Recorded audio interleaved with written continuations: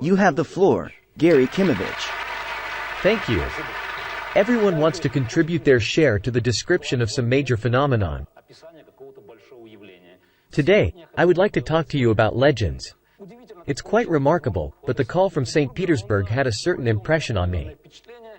I somehow connected my work on the new chronology, the general situation, my mood, and thought that right here, in St. Petersburg, specifically at your university, might be the right place to start. Such a first meeting where I can extensively present my views, the views of those people who have been working on this problem for a long time. Because for those who are young, like you, it might be easier to grasp the rather incredible things I'm about to say. So, I will try to talk about the general concept. Why I, for example, am a faithful supporter of the new chronology. Imagine for a moment that the history we all learned in schools, the history you are studying at this university, is not entirely correct.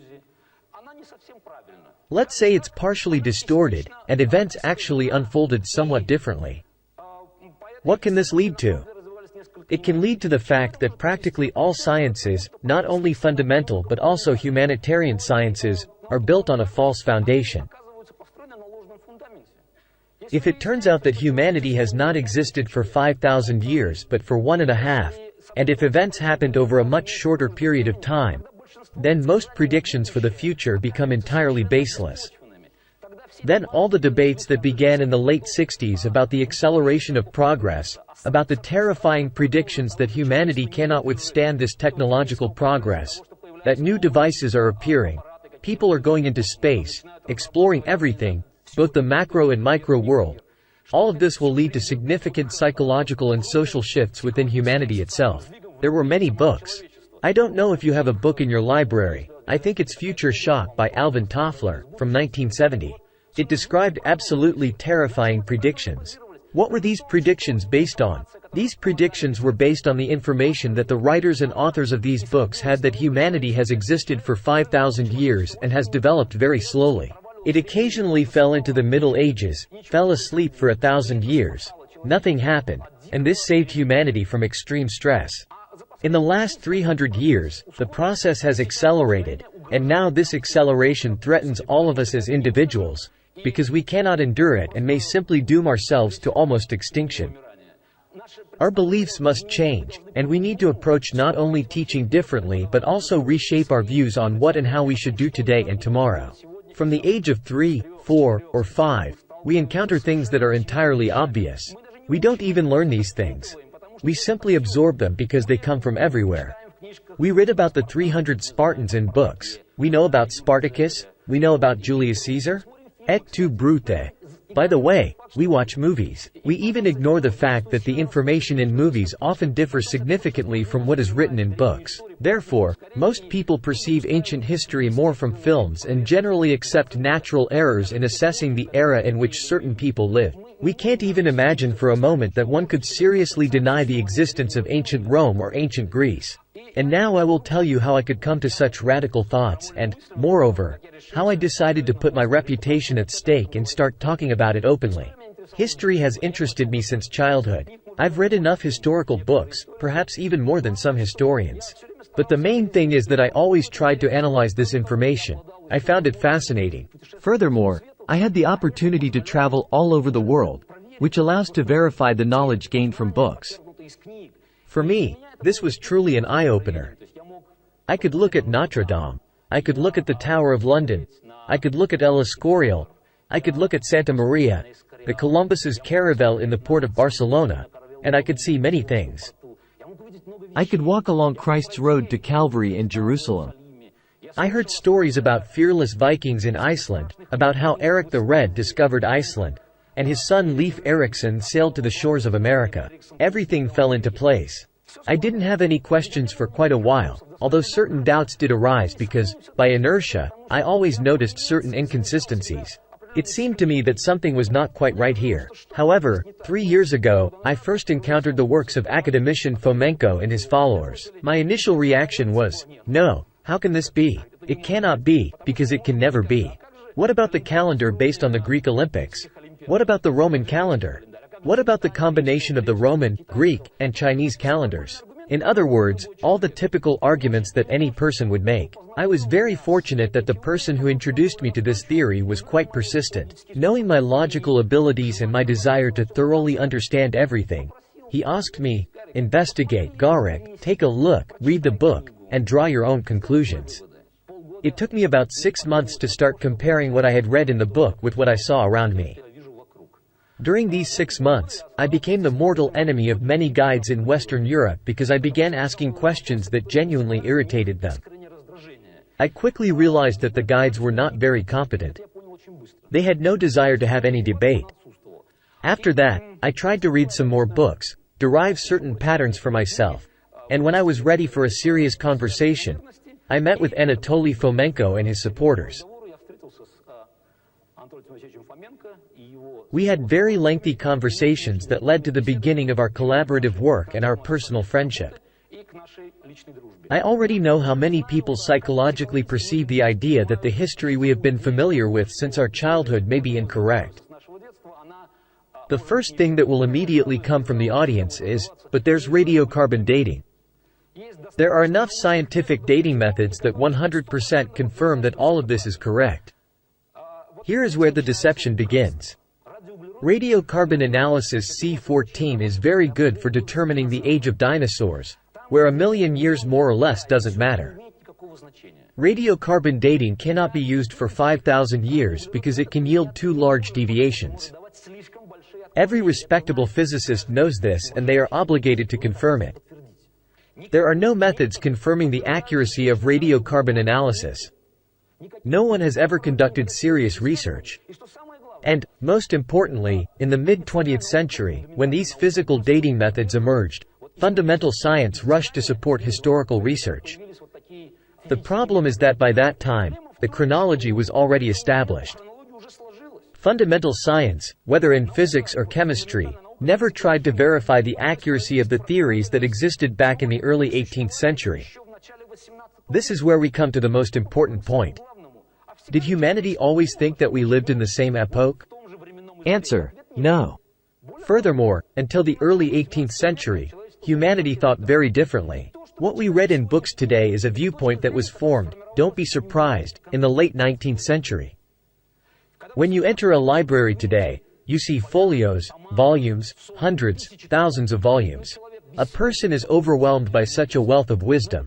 But this wealth of wisdom is based on 3, 4, 5 primary sources, no more. Because in 20th century books, you will find references to the works of the mid-20th century, then to the early 20th century, then to the 19th century, then to the early 19th century, then to the mid-18th century, and then it boils down to almost nothing. There are very few of these books. When people tell you about Socrates, Plato, and Aristotle, it should be immediately mentioned that their works were hopelessly lost and then reappeared. The same goes for all the works of ancient Greek and Roman historians. How do we know about Alexander the Great's campaigns? What is the first surviving book in the official chronology? It's the work of Arrian. There's just one tiny detail. Arrian lived about 400 years after Alexander's campaigns. Imagine, in 400 years the very first source will appear that everyone will cite. 4 centuries. It's like studying, for example, the time of troubles in Russia or events from the 17th century based on the works of today's authors, when everything else has vanished. Furthermore, you see, for some reason, we assume that information exchange in ancient times was the same as it is today. But the issue isn't just the absence of computers or faxes. The issue is that people simply didn't travel more than 10 kilometers from their homes. Those travels were dangerous. Besides, it was unclear where to go because there were no basic tools for traveling. Maps didn't exist. Unfortunately, the earliest maps appeared around the 15th century, but the quality of those maps was such that it's better not to look at them. You'd drown in the first swamp following one of those maps. And they couldn't provide any information about what the world was like. Truly serious geographical maps that could be used for travel and provided reliable information only emerged, or rather, have survived for us today, I think, at least by the end of the 16th century.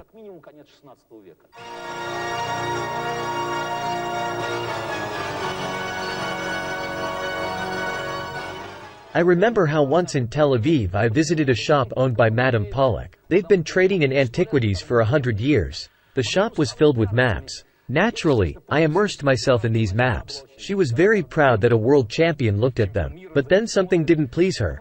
"What are you looking for?" I said, "Nothing. I'm very curious." I looked at one map and asked, "Madam Pollock, here's a map that says, end of the 16th century, but the coastline of Kamchatka is clearly drawn on the map. There were no Europeans there." "Oh, he's such a master," said Madam Pollock. I said, "But a master sitting in Rome cannot draw what has not yet been discovered." "What are you trying to prove, that you're smarter than everyone else?" Well, I bowed out. I understood that any argument would be pointless.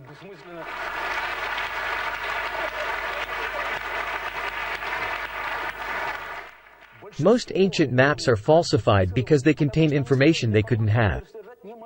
When you see a map on which the Amazon is correctly drawn and it's dated to the 17th century, that map is incorrect. When you see an 18th century map that shows the entire course of the Nile up to Lake Victoria, that's also untrue. It's a forgery because the English first went there in 1854. And there are many such cases. I'm trying to look at the development of humanity in general. Have there been any fundamental changes in our genetic code? Because let's look at the last 400 years, where we have the opportunity to analyze different sources of information, where they already intersect, where we can compare what's said here and what's said there, and the information is more or less verifiable. What do we see? It's humanity moving forward. It's a continuous progression from longbows and crossbows to atomic bombs, from Columbus's caravels to space shuttles. It's a continuous path of development. Every 10 years, there are constant discoveries, brilliant scientists. Humanity is progressing. And what do we see before that? What are these periods of millennium-long medieval dormancy? Have people changed? Genetic code doesn't change so quickly. How can this be? Where did the scientific knowledge accumulated in antiquity and ancient Greece go? Did it disappear? Knowledge doesn't disappear. It cannot disappear. It's a myth, because if there is a good map, it cannot vanish. Any barbarian leader with a modicum of reason will understand that to conquer all of Europe with battles, a map is a more valuable weapon than a legion, and he would protect it like the apple of his eye. Where did the Roman maps go? How did the Romans move along their magnificent roads? How did they run the empire from England to Persia without even having a basic map to simply move legions from place to place? Again, the approach to the new chronology issue can be viewed from two perspectives. Either look at how we refute or attempt to correct the official chronology, or force us to answer the question, how is it like in reality? Provide us with the correct version and we'll attack that version. So often, when television provides very brief materials, it tries to shock people with information like Batu Khan and Yaroslav the Wise being the same person. I can easily construct a logical concept from which this follows, because most likely, it was indeed so. But when this information is presented out of context, it simply arouses natural rejection in people. But how can this be? This can't be, because it can never be. It works effectively. It has nothing to do with serious scientific debates. Let's think for a moment about something else. The 8th, 9th, 10th, 11th, and 12th centuries. When were the foundations of fundamental science laid? 1,000 years before that. It turns out that calculating the precession of the equinoxes, the lunar month, and the length of the Earth meridian is much easier than inventing the horse collar. It's a piece of cake. So, in the 3rd century BC, before the invention of the horse collar, stirrups, compass, musical notation, and the like, how did the great ancient Greeks solve their problems? The heliocentric system was invented long before Copernicus. It's actually the 3rd century BC. Aristarchus of Samos, as we all know, was the very first to describe this system. However, it was forgotten for some time, and Copernicus later recalled it. Humanity had amnesia for 1,500 years.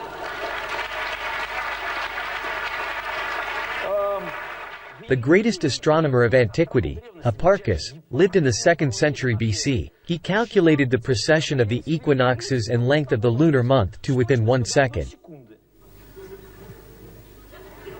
Have you seen the ancient Greek water clock, the clepsydra? How was 1 second measured there? Where were the clocks that could calculate with such precision? Let's continue. Eratosthenes. He calculated the Earth's diameter with an accuracy of 100 kilometers. Well, of course, it's elementary. It's not like inventing a horse collar. Now, Ptolemy. The distance from the Earth to the Moon is 29.5 Earth diameters. The correct answer is 30.2. Well, I would say, he nailed it. It's elementary. By the way, there were no telescopes or anything. Indeed, he just calculated it. Well, he made a rough estimation like that and got it right.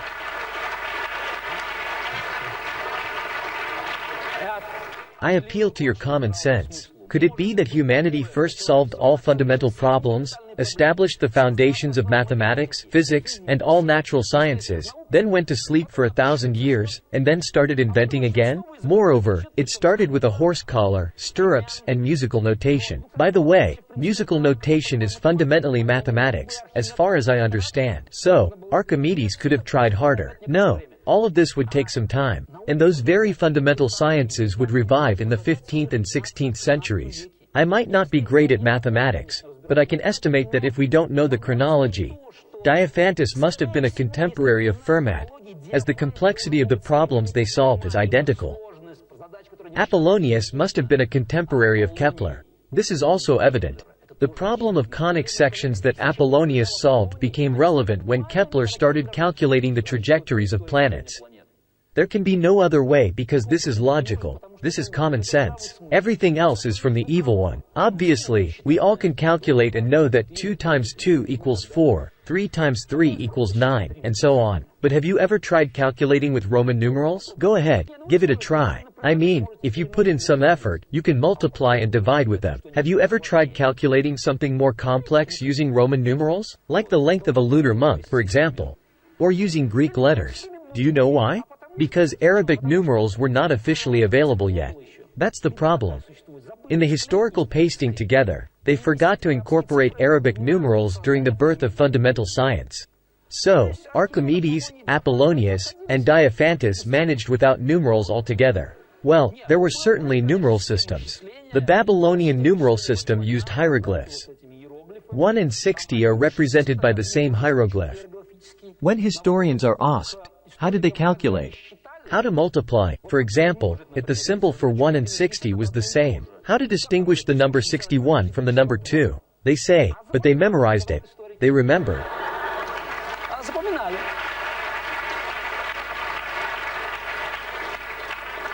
Try performing these calculations. You'll find it very interesting. The Arabic numerals, the positional numeral system we use today, appeared in either the 8th or 9th century. That's over 1,000 years after Archimedes and Apollonius had already written their works. Mathematicians unanimously claim that the laws of trigonometry cannot work without the concept of zero.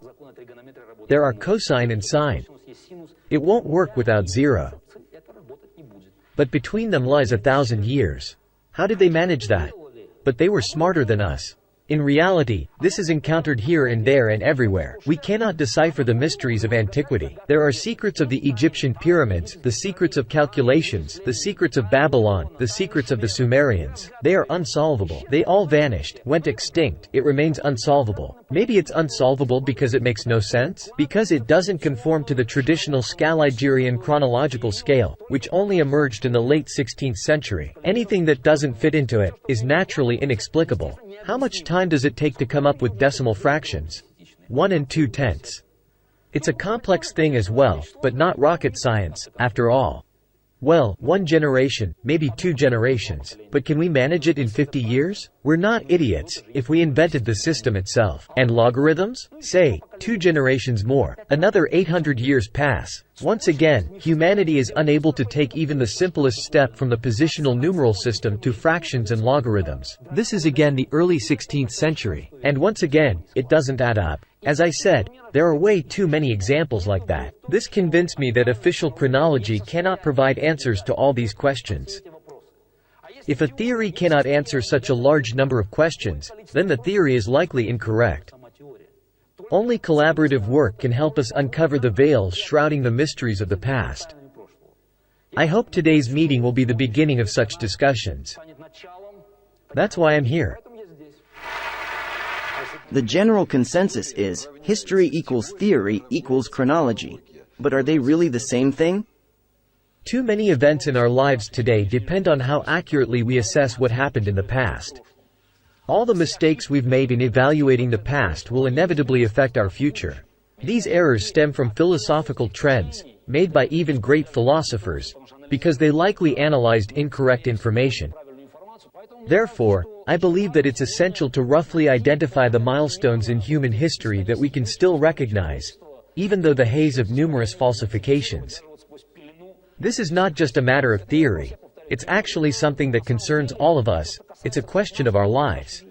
Gary Kimovich, based on what you're saying, can I conclude that all of history is fake? Is that correct? There is a historical turning point. This is a very relevant question. It's precisely in the 17th century that certain events take place in Western Europe, which emerges victorious in its confrontation with a huge Eastern Empire. This military and political victory also transforms into a propaganda victory. From this point on, history begins to change. History can be falsified even in much more civilized times. But what was going on in the 20th century? By then, we had telegraphs, radios, newspapers, and people were communicating with each other. How long did it take Stalin to falsify the history of the revolution? By 1938, which is 21 years after the Bolshevik coup, the short course of the history of the All-Union Communist Party was published. In this book, the overwhelming majority of the organizers of the revolution, including Leon Trotsky, were simply declared enemies of the people, traitors, and so on. Now, imagine for a moment that this happened not just in the USSR but on a global scale, and there was no source of information from the outside. So, all generations would be learning history from the short course. Many generations of Soviet people, your grandparents and my parents, learned from it. It was the dominant viewpoint in society, although other perspectives coexisted. For example, if you follow some historical revelations, a relatively recent event like the arrest and liquidation of Lavrenti Beria. Today, on television, you can hear 3 different versions of the events that occurred in June 1953. Moreover, there are eyewitnesses. One says, "No, our group shot Beria. No, it happened differently." They just can't agree on events that took place 47 years ago. So, even in the 20th century, there are opportunities for brainwashing. Now, imagine the 16th or 17th century when there was only one printing house for the entire country. How much is needed? The population was largely illiterate, they didn't interact with each other, and had no information about the outside world. In reality, one advanced region that achieved military and political victory could easily rewrite the entire world history. This would take 50 years because there aren't really any books. To be honest, it's very difficult to believe in the new chronology theory, as you mentioned. Although your arguments are quite persuasive, who, in your opinion, when, and why falsified history? In other words, what was the societal need of that time, the need of monarchies and changing regimes? New monarchs needed to distort history to establish their rights to the throne and inheritance. Furthermore, Western Europe, which was more technologically advanced at the time, naturally wanted to solidify its dominance by extending its history far into the past.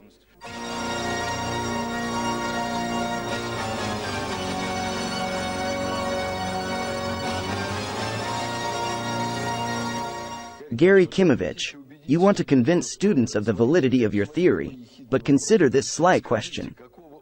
What level of historical documents or research would be able to convince you of your wrongness? I don't think we will be limited to a single document. In reality, there are just many questions, some of which I raised today. If satisfactory answers are provided to them, then all the better. Well, I am ready to yield to arguments. The problem is that I haven't heard a single argument yet. Tell me, please. Academician Fomenko references a passage from Thucydides where there is a mention of a solar eclipse. As far as I know, Academician Fomenko doesn't read Greek, or does he? I believe Academician Fomenko doesn't read Greek. In the original Thucydides, it is said that the sun was visible as a crescent. However, in Fomenko's book, it is described as a total solar eclipse, and based on this, the entire Thucydides is refuted. There are quite a few similar instances of facts and texts being manipulated in this way. And your question? How is the specific historiographical and archaeological foundation of your new chronology established? The old chronology does have such a foundation. You've asked a good question. Indeed, one of the reasons I started these presentations is that the quantity of sources we have exceeds our ability to analyze them. We genuinely lack specialists for all languages. I don't exclude the possibility that such errors may occur from time to time. I only deny one thing, that the official chronology has a foundation.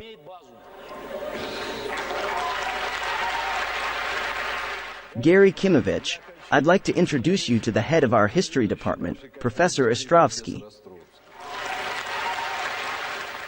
So, the first thing I'd like to say is that, Gary Kimovich, I was deeply offended by your words, which were directed at all professional historians, stating that they are unwilling to engage in a debate with representatives of the new chronology. I accept your challenge.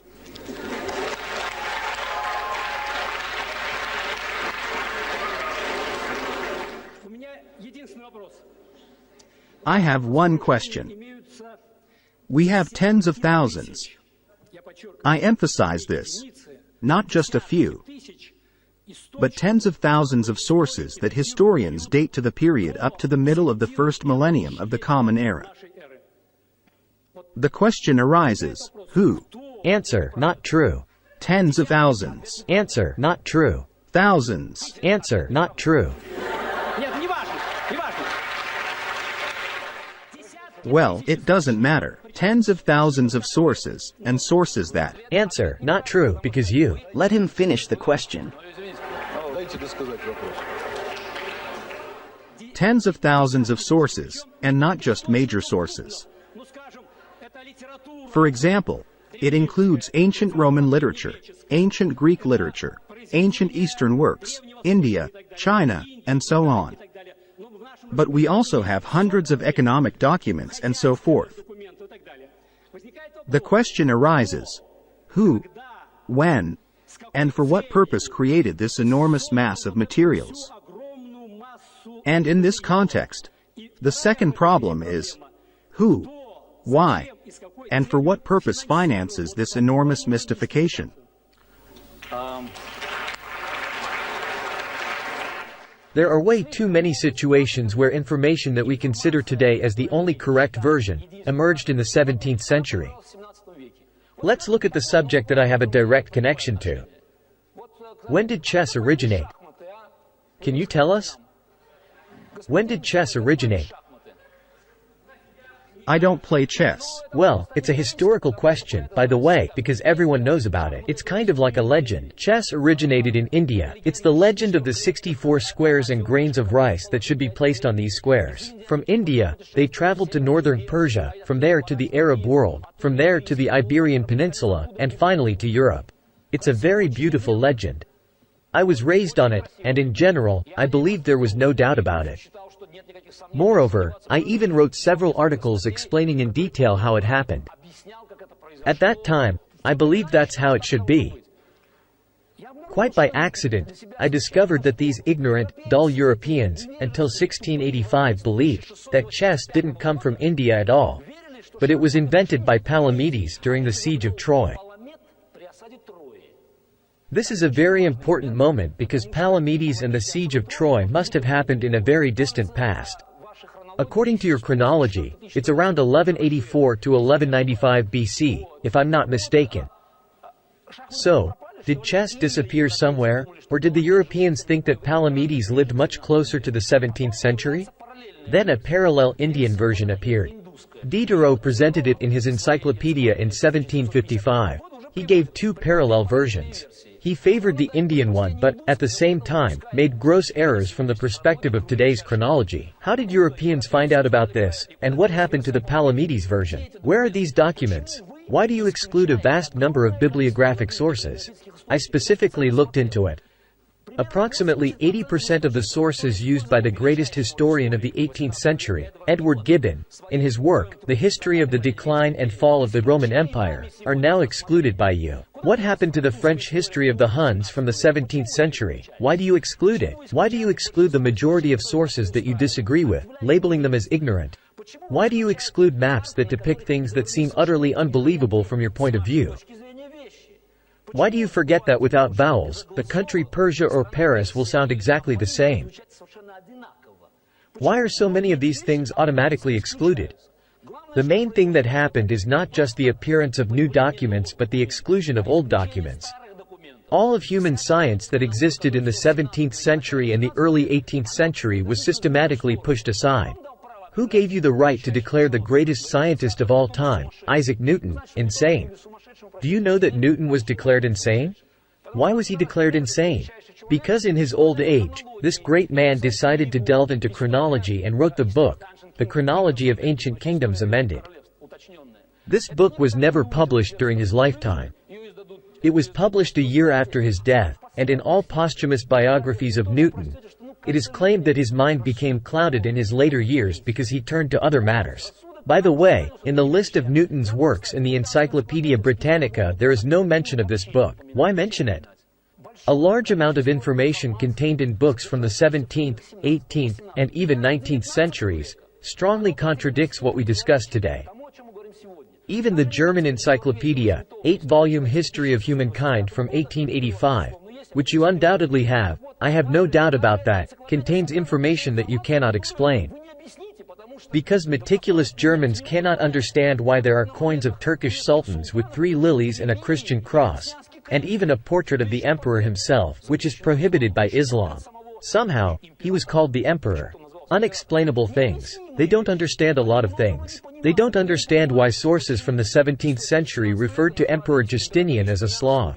This was still present in the 19th century, but in the 20th century, you won't find it anymore. In fact, even some books from the 20th century contain fascinating information. You have 1001 Nights in your library. Well, you've probably all read it, but you've read it for a different reason, probably, and the book contains fascinating information. If I were to ask you, when 1001 Nights was written, your immediate response would be, in the glorious times of the Arab Caliphate, Harun al-Rashid, the 8th, 9th, 10th centuries. The answer is, incorrect. I didn't say that. In the 8th volume of 1001 Nights, open the afterword. I think it was published back in Leningrad. It says that there were, of course, canons from the 9th and 10th centuries, but they disappeared. Well, that happens. They disappeared, vanished, burned down. There must have been a flood, and they vanished. And then the canon begins to form anew. In the 14th, 15th centuries, it was formed. And finally, in the early 18th century, an unknown Arab sheikh completely compiled the text, which the French took in the mid-18th century. In 1001 Nights, in the 5th volume, there's a tale called, The Queen of the Serpents. I'm reading the phrase